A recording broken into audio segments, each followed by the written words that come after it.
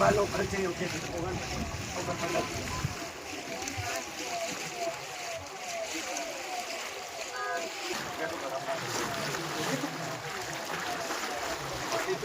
छोड़ी